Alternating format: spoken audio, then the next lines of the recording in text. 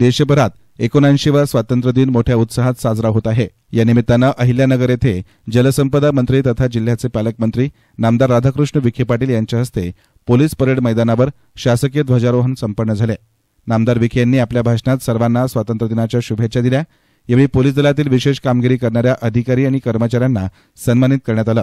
राष्ट्रध्वजाला यावेळी सलामी देण्यात आली। जिल्हा पोलीस दलाच्या वतीनं राष्ट्रध्वजाला मानवंदना देण्यात आली।